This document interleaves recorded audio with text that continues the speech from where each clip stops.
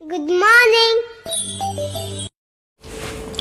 আজকে পার্সোনাল ফাইন্যান্সের একটা বিষয় আলোচনা করব, সেটা হচ্ছে রিটায়ারমেন্ট প্ল্যানিং।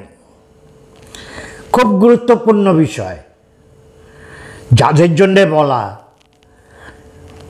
যারা সবে চাকরি পেয়েছেন বা অন্য কোনোভাবে অর্থ উপার্জন করছেন, তাদের জন্যে বলা। তারা আমার কথা শুনে রে রে করে উঠবেন, বলবেন দোষ, বুড়ো বাম কি বলছে, এখনই রিটায়ারমেন্ট প্ল্যানিং, এখন তো ফুর্তি করার সময়, মৌজ করার সময়, এখন পার্টি করব, হুল্লোড় করব, বেড়াতে যাব, ছুটি পেলেই দীঘায় যাব, পুরী যাব, দেহরাদূন যাব, সিমলা যাব। এখন রিটায়ারমেন্ট প্ল্যানিং, পাগল নাকি? না, একেবারে ভুল বলছেন। এই ভুল আমরা করেছি, আমরা জানতাম না, এই জন্য আমি বারবার বলছি। আমরা উচ্চশিক্ষিত হয়েছি, এম.কম পাস করেছি 50 বছর আগে, কিন্তু আমরা ফিনান্সিয়ালি লিটারেট হইনি, যার ফলে অসংখ্য ভুল করেছি। সেই ভুল যাতে আপনারা না করেন, তার জন্যেই আমি আপনাদের কাছে এসেছি। আমি সুজয় বলছি, আমার চ্যানেলের নাম সুজয় দে।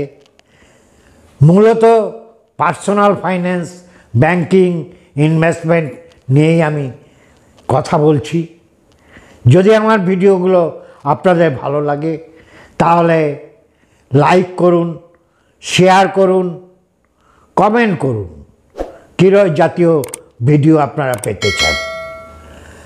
আর যারা এখনও সাবস্ক্রাইব করেননি, তারা লাল সাবস্ক্রিপশান বটনটা হিট করুন এবং অর্থাৎ নোটিফিকেশান বেলটাকে বাজিয়ে দিন এবং অলে ক্লিক করে দিন। আজ যারা সাবস্ক্রাইব করেছেন তাদের অসংখ্য ধন্যবাদ। রিটায়ারমেন্ট প্ল্যানিং কেন করতে হবে? আপনি 60 বছর পর্যন্ত চাকরি করবেন, তারপরে আজকে আপনি যে এক্সপেন্সেসগুলো করছেন সেটা যাতে সুচারুভাবে করতে পারেন।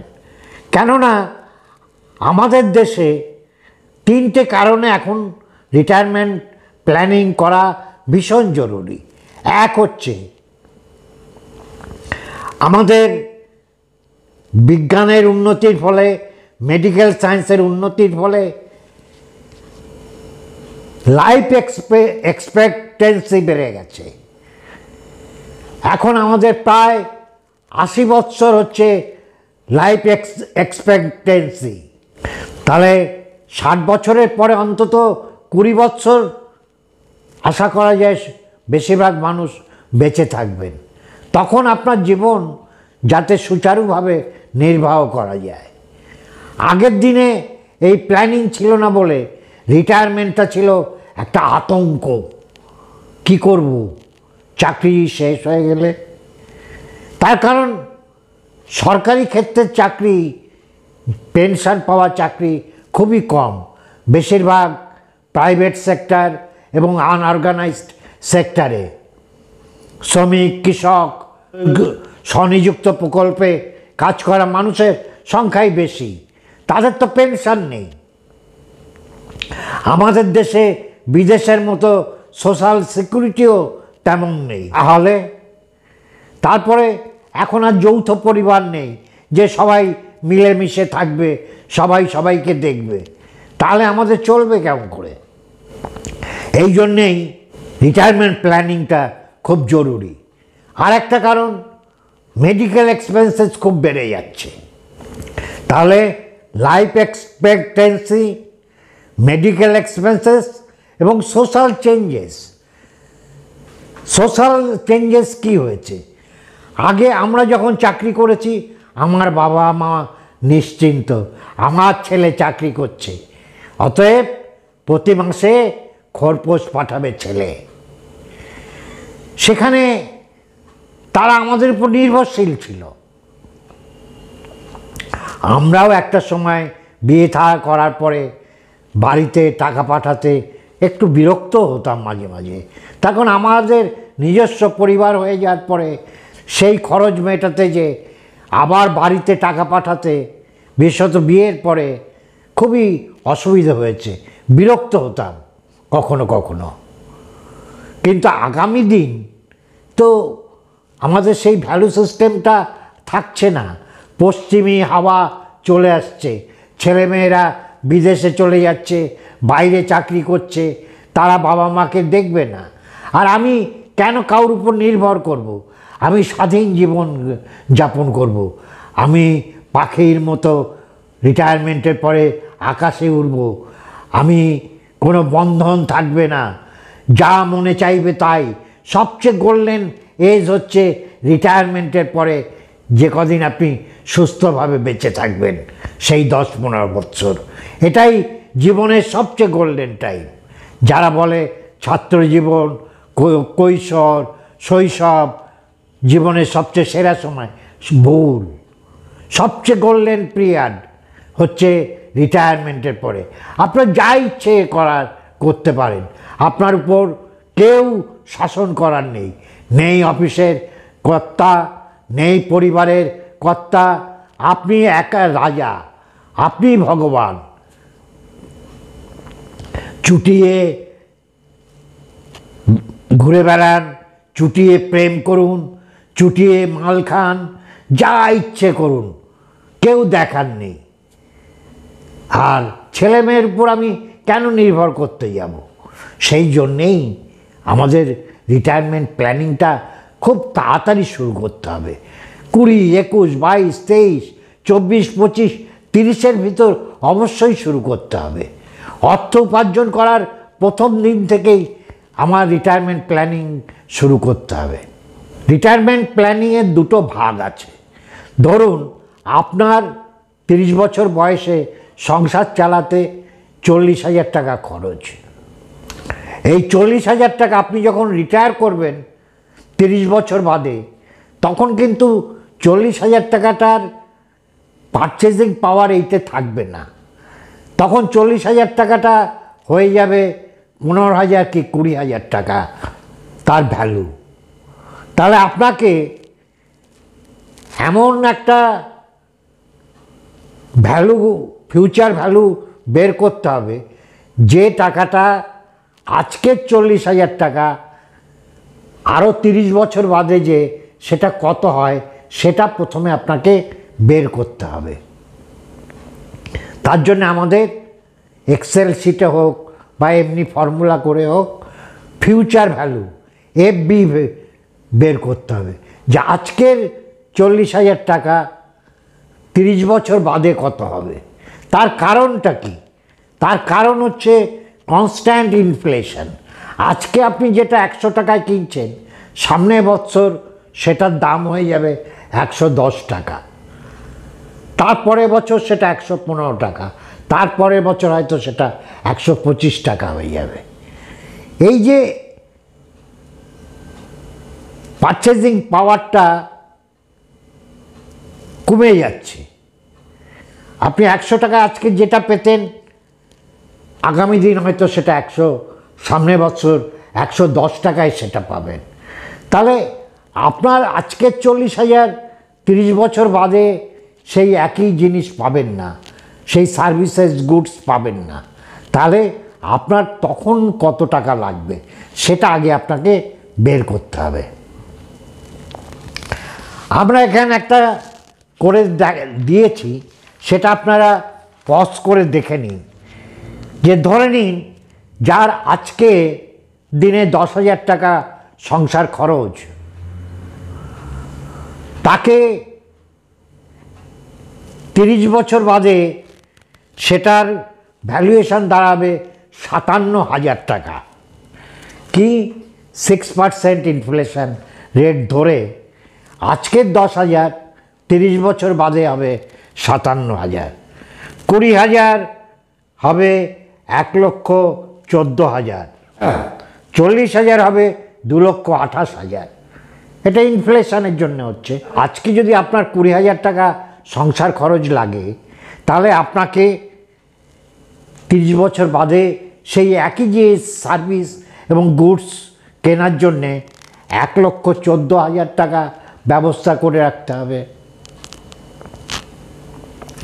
আমরা তাহলে বুঝলাম যে আমার রিটায়ারমেন্টের পরে কত টাকা সংসার খরচ লাগবে।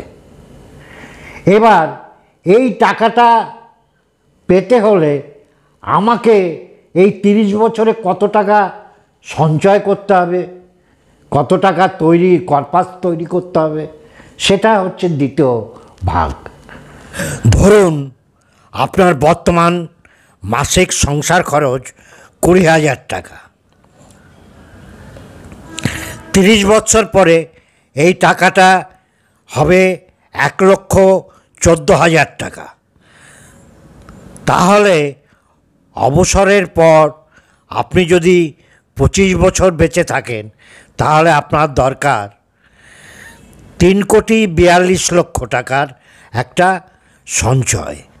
এই প্রসঙ্গে আবার মনে করে দিতে চাই যে আপনারা 50-30-20 রুলটি সঠিকভাবে মেনে চলবেন। মানে মাসিক টেক হোম ইনকামের 50% নিডসে খরচ করতে হবে, অর্থাৎ বেঁচে থাকার জন্য যেগুলো হাউজিং,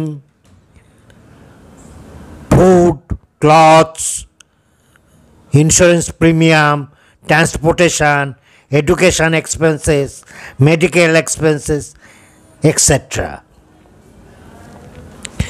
30% লাইফ স্টাইল, অর্থাৎ ওয়ান্টসে, শখের জন্যে, এবং 20% অবশ্যই সঞ্চয় করতে হবে। হিসেব করে না চললে কুবেরের ধনও একদিন শেষ হয়ে যায়। অতএব আর্থিক শৃঙ্খলা প্রত্যেকের অবশ্যই পালনীয়। আর আমরা তো অতি সাধারণ মানুষ, আমাদের সঙ্গতি অতি সামান্য। এবার আমরা দেখব এই বিশাল কর্পাসটা কিভাবে আমরা বিল্ড আপ করব। ধরে নিন আপনার প্রতি মাসের খরচ 20,000 টাকা। আপনি 1,000 টাকা করে একটা সেভ করলেন এবং তার উপরে 15% করে স্টেপ আপ করবেন। ইয়ারলি স্টেপ আপ, অর্থাৎ 1,000, তার উপর 1,000-এর 15% আরও বাড়াবেন প্রতি বছর করে।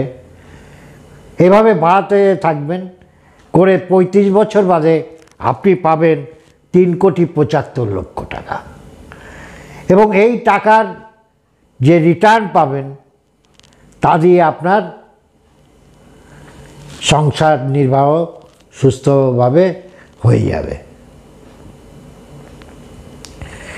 এবং এই খরচটা যেটা আজকে ধরেছি সেটা আগামী দিনও ধরেছি এই কারণে, ধরুন আজকে আমার এডুকেশন খরচটা রয়েছে ছেলেমেয়ের,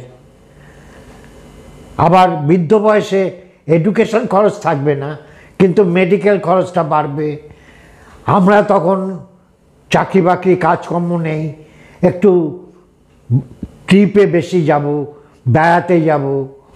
প্রথম জীবনে হোটেল টোটেলে খাওয়া খরচ বেশি হবে, বৃদ্ধ বয়সে খাওয়া খরচটা একটু কম হবে, কিন্তু মেডিকেল এক্সপেন্সেসটা বাড়বে, ট্রিপ বাড়বে, বেড়ানো বাড়বে। এইভাবে আমরা ধরে নিচ্ছি খরচটা মোটামুটি গড়ে একই থাকবে, কিন্তু ভলিউমটা চেঞ্জ হচ্ছে ইনফ্লেশনের কারণে। অতএব এটা ভীষণ জরুরি।